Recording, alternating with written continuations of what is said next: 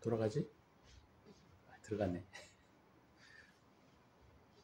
오늘 하나님의 말씀은 창세기 12장 9절에서 10절 말씀 잠깐 봅니다.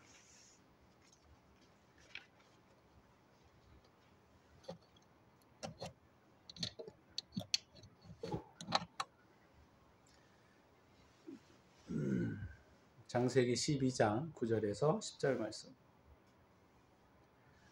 점점 남방으로 옮겨갔더라. 그 땅에 기근이 들었으므로 아브라함이 애굽에서 거류하려고 그리로 내려갔으니 이는 그 땅에 기근이 심하였더라.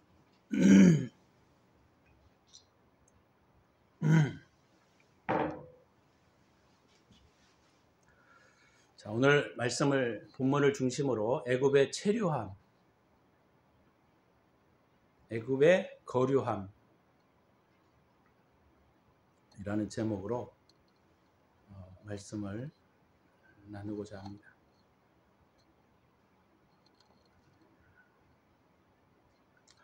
영적인 성장을 해감에 있어서 중요한 부분은 우리가 세상의 지식들이 중요한 가교와 같은 역할을 한다라고 하는 사실을 우리가 잊으면 안 됩니다. 오늘 본문의 내용에 보면 아브라함이 가나안 땅에 거주하다가 기근이 생겼다 이렇게 말씀하셨어요. 그죠? 기근은 영적인 해가, 영적인 그 고갈 상태를 의미합니다. 아브라함이 하나님을 향한 선한 의도와 하나님을 향한 선한 애정을 가지고 사랑을 가지고 신앙의 여정을 시작했지만 아직 그는 영적으로 연약한 상태에 있다. 그렇게 말하고 그 땅에 기근이 들었다라고 하는 것은 역사적으로도 그 땅에 기근이 든 것은 사실입니다. 그렇지만 이 성경을 기록하고 이 내용들을 우리에게 가르쳐주고 하는 영적인 지식은 뭐냐면 아직 아브라함이 영적으로는 고갈되어져 있는 상태다라는 사실을 우리에게 가르쳐주고 있는 거예요. 그래서 우리가 지난주에 베델과 아이에 대한 이야기도 했고 그 지지난주죠. 베델과 아이라고 하는 것은 세상적인 지식이 충만한 아직 상태였고 하나님에 대한 지식은 그냥 아주 희미한 상태였다. 제가 이렇게 말씀을 드렸어요. 그런데 하나님의 영적인 지식, 하나님에 대한 지식을 얻기 위해서는 우리가 때로는 쉽게 말하자면 이 애굽에 내려갈 필요가 있다라고 하는 거예요. 이것은 굉장히 중요한 의미를 가지고 있습니다. 그래서 애굽에 거류한다라고 하는 의미가 영적인 의미가 무엇인지를 우리가 함께 나누려고 해요. 우리 사람이 변화하는 데는 되게 중요한 것이 바로 뭐냐면 지식이 있어야 합니다. 내가 무엇이 잘못되었는가에 대한 이런 보편적인 진리에 대한 지식이 없으면 우리의 삶을 고쳐내기가 어렵다는 거예요. 그래서 우리는 하나님 앞에 특별한 우리가 하나님께서 우리에게 주신 어떤 재능과 은사가 있지만 그러나 보편적으로 사람으로서 가져야 할 기본적인 성향, 성품 이런 것들은 우리가 꼭 하나님으로부터 온 것이죠. 하나님으로부터 온 것이지만 우리가 영적인 것으로 배우는 것이 아니고 이 땅에서 배우게 되는 거예요.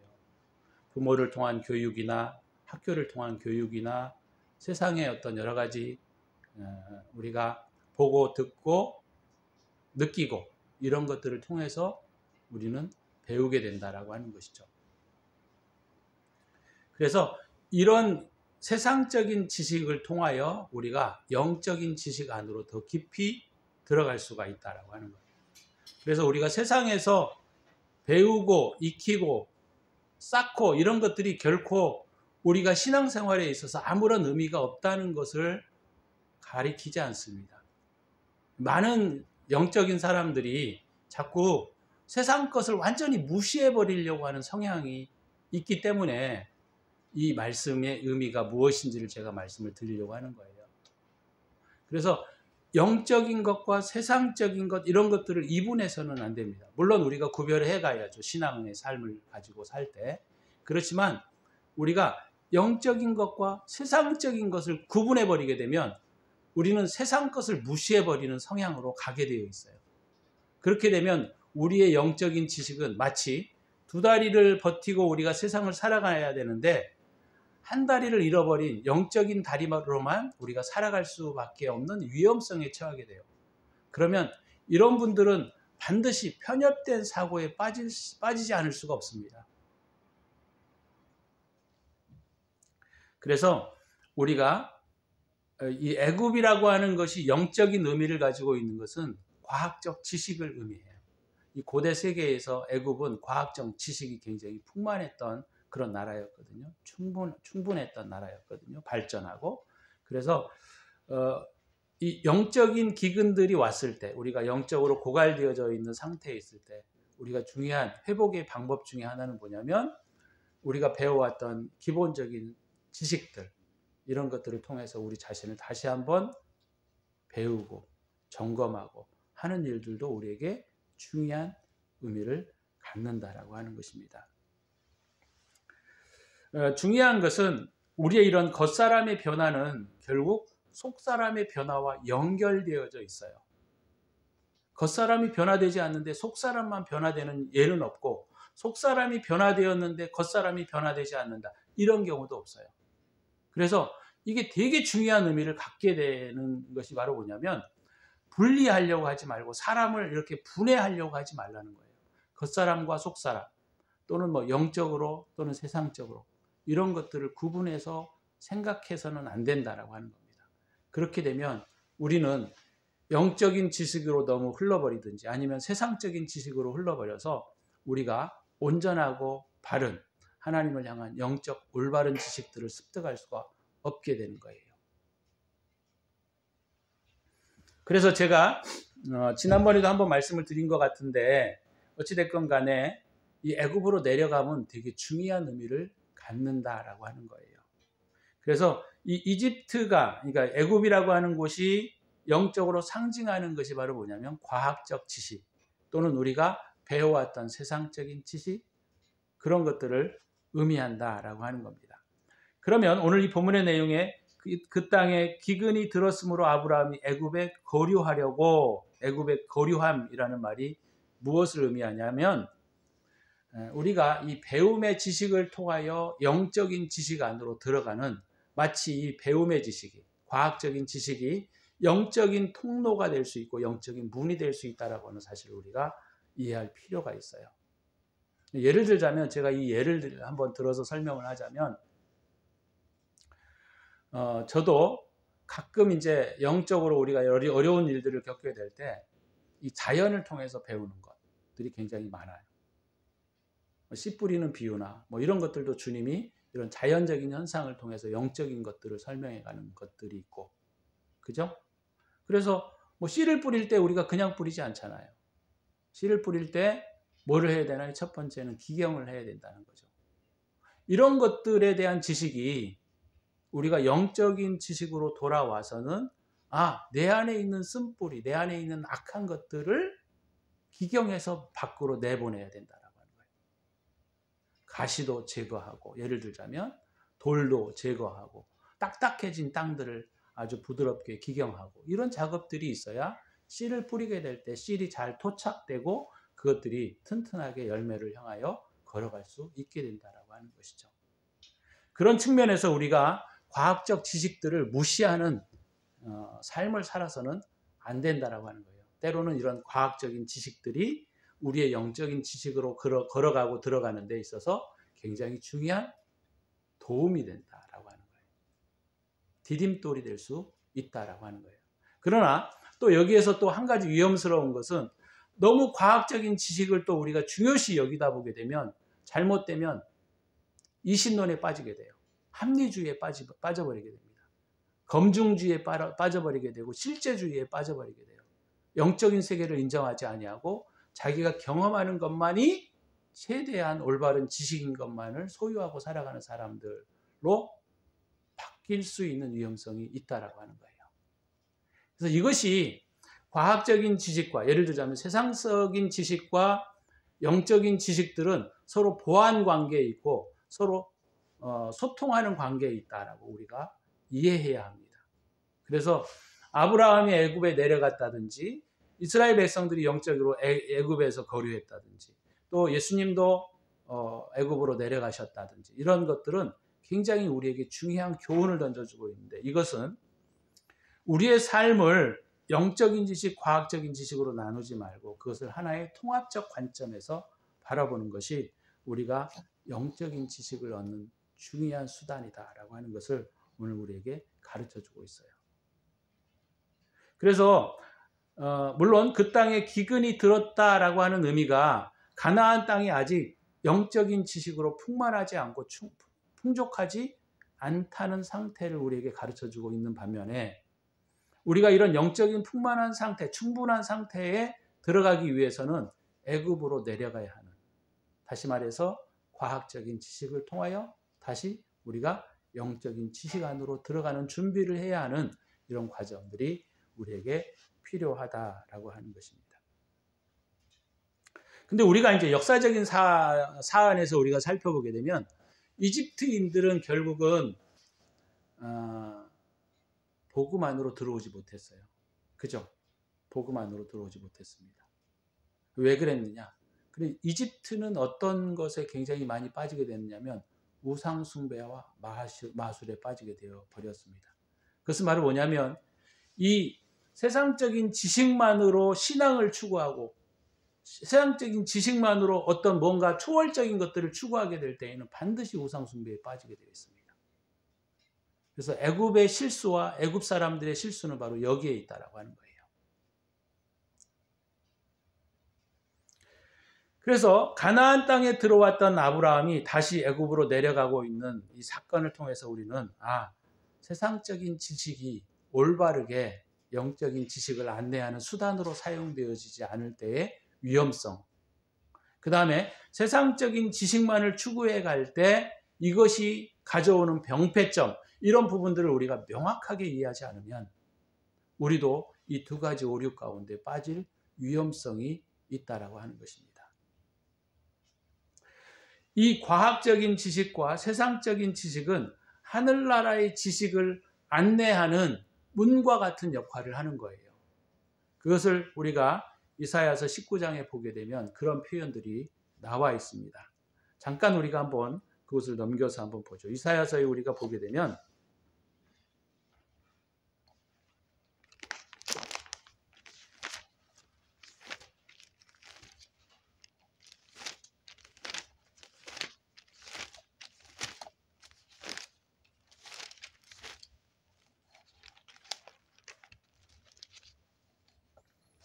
자, 여기는 이제 각 나라들에 대한 하나님의 심판에 대한 이야기를 쭉 하고 있는데요. 근데 여기는 이제 19장은 애굽에 대한 이야기들을 하고 있습니다. 그래서 제가 이 19장을 잠깐 좀 보려고 하는 거예요. 이사야 19장에 보게 되면 23절에 보시면 이런 표현이 나와 있습니다.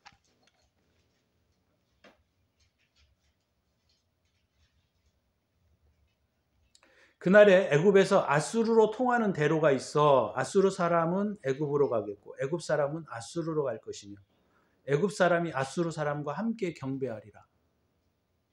놀라운 말이죠. 우리가 잠깐 여기 보세요. 여기 보시면 뭘 우리가 오해하냐면 우리 기독교 그리스도인들이 가지고 있는 이 이분법적 사고를 우리가 주의해야 돼요. 이분법적 사고가 뭐냐면 악과 선으로 나누는 겁니다. 이집트는 악한 사람들, 아수르는 악한 사람들, 그리고 이스라엘 사람들은 선한 사람들, 이렇게 구분하는 거예요. 교회 안에 있는 사람은 착한 사람들, 교회 밖에 있는 사람들은 악한 사람들, 하나님을 믿고 있는 사람들은 착한 사람들, 하나님을 믿고 있지 않는 사람들은 악한 사람들, 이런 이분법적 사고 구조가 얼마나 위험한지 몰라요. 여기에서는 애굽에서 아수르로 갔다가 아수르에서 다시 애굽으로 가고 그들이 그렇게 함으로써 여호와를 경배하리라 이렇게 표현하고 있습니다. 그러니까 우리가 이런 이분법적 사고로 세상을 판단하고 사람들을 판단하고 사람들을 구별하는 것은 굉장히 위험스러운 거라는 거예요. 그래서 그런 것들을 우리가 하시면 안 돼요. 그래서 만약에 우리가 이런 이분법적 사고로 이사야서 19장 24절을 우리가 23절과 24절을 우리가 이해하면 이해가 되지 않아요. 아수르 놈들은 죽여야 할 사람들이거든요. 애굽 사람들도 죽여야 할 사람들이에요. 근데 그렇지 않아요, 성경은. 애굽 사람과 아수르 사람과 함께 경배하게 될 것이다. 영적으로 이 사실은 뭐냐면 애굽은 표면적인 지식을 말해요. 근데 아수르 사람들이 의미하는 것은 합리적인 지식을 말합니다. 그러니까 합리적인 지식과 표면적인 지식과 영적인 지식이 연합하여 결국은 하나님의 사람의 영적인 올바른 지식들을 수용하게 되는 자리에 가게 된다라고 하는 거예요. 24절에도 보세요. 그날에 이스라엘이 애굽과 아수르와 더불어 셋이 세계 중에 복이 되리니, 이것을 이분법적 사고로 이해하면 이건 말이 안 돼요. 아수르 놈들은 망해야 할 사람들이고 애굽 사람들도 어떻게 해요? 망해야 할 사람들입니다. 근데 성경은 그렇게 말하고 있지 않아요. 이스라엘과 애굽과 아수르 사람이 더불어 세계 중에 복이 될 것이다.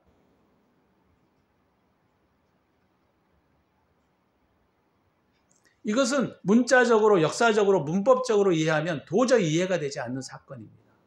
이해가 되지 않는 말씀이에요. 그래서 이 단어가 가지고 있는 알레고리칼한 이 영적 의미들을 우리가 이해하지 못하면 이 본문은 도저히 풀어지지 않고 이해될 수 없는 부분입니다.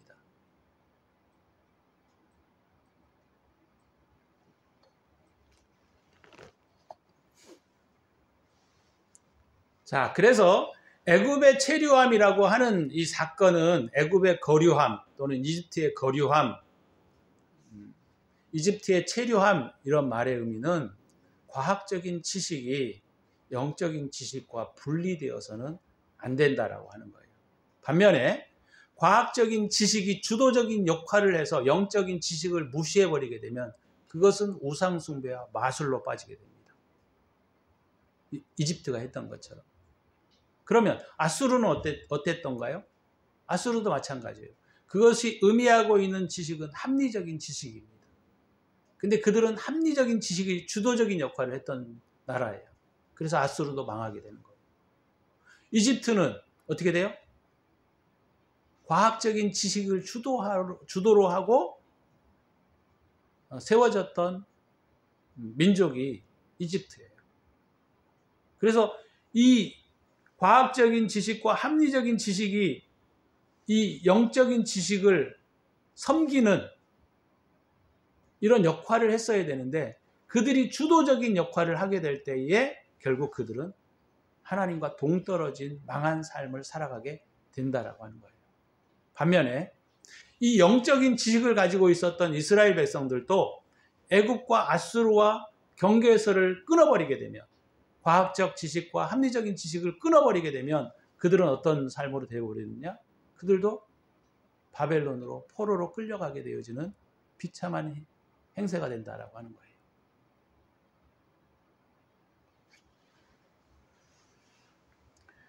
그래서 오늘 우리가 이 애굽의 거류함이다라고 했을 때 이것의 가장 핵심은 바로 뭐냐면 세상적인 지식이 시녀 역할을 해야 하는 겁니다.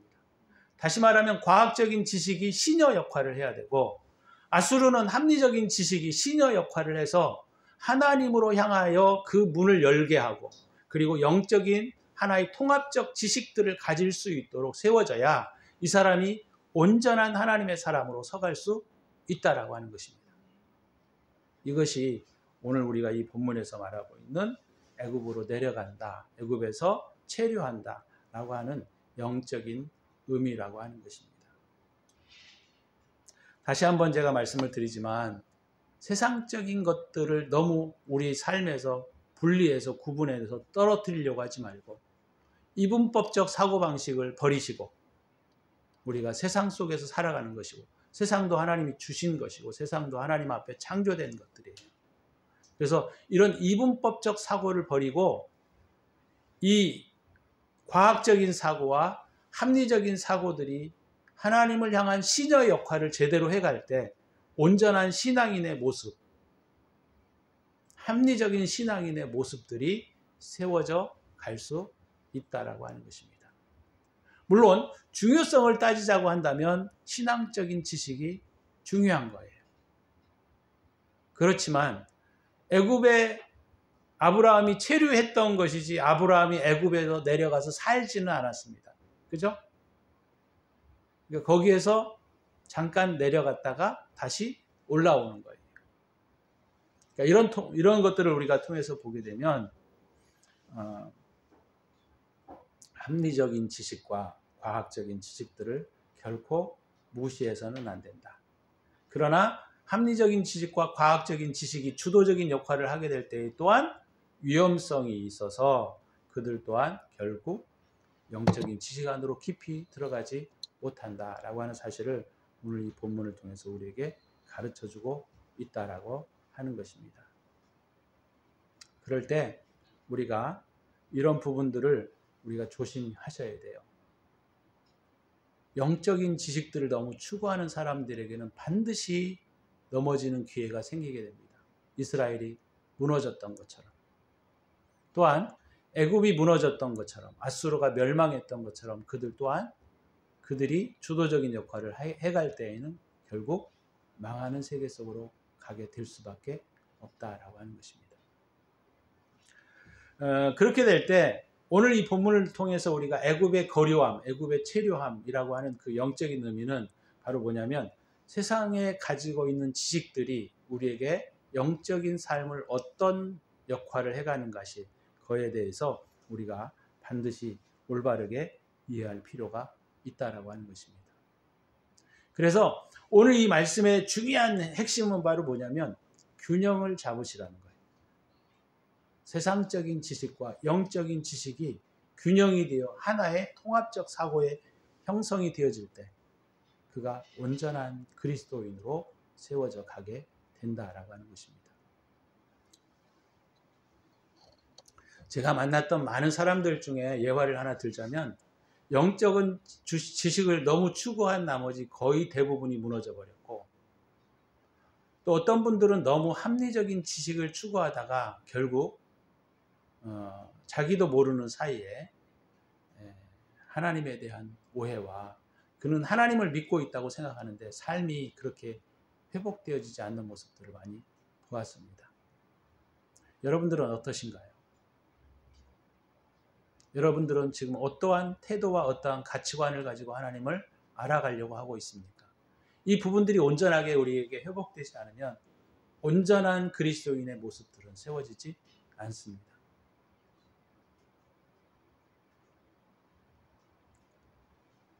제일 위험한 사람들이 누구냐면 영적인 지식을 추구하면서 영적인 지식이 충만하다라고 하는 사람들에 의해서 나타나는 현상들이에요. 그런 사람들에 의해서 기독교는 아집적으로 되고 또 기독교는 굉장히 편협주의 사고방식에 빠지게 됩니다. 그래서 이런 사람들은 무서운 사람들이 돼요. 왜? 종교적 신념이 있기 때문에, 이게 하나님의 뜻이다 라고 믿고 있기 때문에 그들은 누구와 고쳐줄 수도 없고, 그리고 그것들을 다른 사람에게도 강요합니다. 특히나 자기의 힘 아래에 있는 사람, 통치 아래에 있는 사람들이 그것을 훨씬 더 강하게 요구하고 채찍질해요. 그러면 그런 사람들 밑에서 자란 사람들은 숨을 쉴 수가 없어요. 이게 종교가 가지고 있는 탄압으로 바뀌게 되는 겁니다. 그래서 이 종교성에 몰두되어 있는 사람들은 정말 위험한 사람들이에요. 그래서 오늘 이 말씀을 통해서 우리가 항상 이 균형을 잊지 말아야 돼요. 세상적인 지식들이 해야 할 역할이 무엇이고, 그죠? 합리적인 지식이 해야 할 역할이 무엇이고, 그 다음에 영적인 지식이 해야 할 역할이 무엇인지를 우리가 정확하게 이해하지 않고, 이런 통합적 사고방식들을 우리가 벗어나게 되면 그 사람은 결국 위험한 사람이 될 수밖에 없다는 것을 오늘 이 본문을 통해서 우리가 배울 수 있게 되어진다라는 것입니다. 종교적인 신념을 버리셔야 돼요. 이게 무서운 겁니다. 종교적 신념. 다른 표현으로 말하면 신앙적 신념. 참 아이러니하죠. 신앙적 신념을 가져야 된다라고 설교를 해야 될 것 같은데 신앙의 신념을 버려야 된다. 그래서 우리가 오늘 이 아브라함의 여정을 통해서 오늘 애굽에 체류한다라고 하는 의미가 무엇이고 그것이 갖는 우리에게 주는 교훈이 무엇인가를 우리가 함께 살펴보았습니다. 저와 여러분들이 제발 균형 잡힌 그리스도인의 모습으로 온전한 그리스도인의 모습으로 잘 성장해 가기를 주의 이름으로 축복하면서 오늘 말씀을 맺고자 합니다. 우리 기도할 때 한번 생각해 봤으면 좋겠어요. 나는 어디 쪽으로 치우쳐져 있는가? 나는 과연 이 두 지식들이 온전하게 시녀의 역할을 하고 있는지 아니면 주도적인 역할을 내 삶 속에서 하고 있는지 이 부분들을 우리가 오늘 이 본문을 통해서 잘 살피고 기도하는 시간을 가졌으면 좋겠어요. 우리 기도합시다.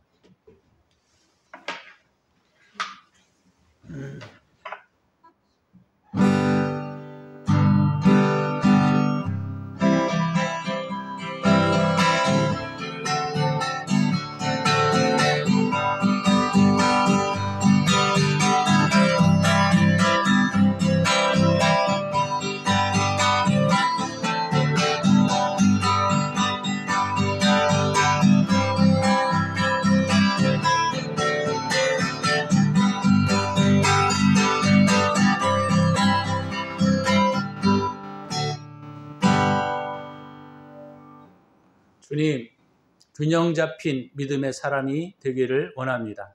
주님이 원하시는 온전한 그리스도인의 모습으로 세워져 가기를 소원합니다. 하나님, 우리가 가지고 있는 이런 지식을 통하여 주님 앞에 온전한 그리스도인들이 될 수 있도록 은혜를 베풀어 주옵소서. 이제는 우리 구주 예수 그리스도의 은혜와 독생자를 아낌없이 우리를 위하여 내어주신 하나님의 사랑하심과 성령의 축복하심이 오늘도 하나님 앞에 예배하며 말씀을 통하여 우리의 삶을 정비하고 살아가기로 다짐하는 당신의 사랑하는 백성들 머리머리 위에 저들의 가정과 기업 위에 이제로부터 영원토록 함께 있을지어다. 아멘.